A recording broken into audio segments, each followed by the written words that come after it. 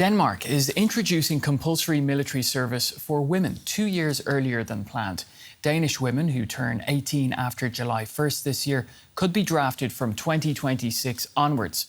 Men and women must now take part in an annual ballot from which names are drawn if there are not enough volunteers for the army. Denmark has also extended the duration of military service from 4 to 11 months. In February, it announced it was increasing its defence spending by 6.8 billion euros over the next 2 years in response to the rising threat posed by Russia. Well, for more on that, I'm now joined by DW reporter Roland Jodin in the studio. Roland, great to have you here. So, firstly, how common is compulsory military service in Europe for women? Not common at all. So you see, Denmark announced it today. You have a country like Sweden who introduced compulsory military service for women 8 years ago. And you have a country like Norway, not a member of the EU, though a member of NATO and, of course, European country, who introduced it 10 years ago. You have also other countries like Lithuania or Latvia who consider introducing it. Latvia, for example, says it considers introducing it in 2028. Right, well, what about here in Germany?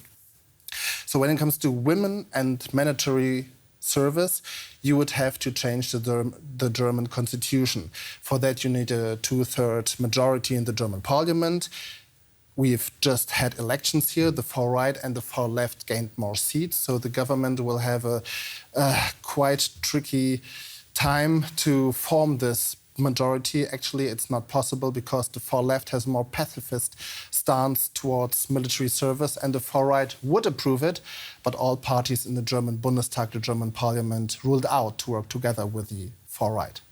Right, so if we zoom out a bit from Germany, are more countries planning on reintroducing or introducing military service? Yes, so short answer, yes, absolutely.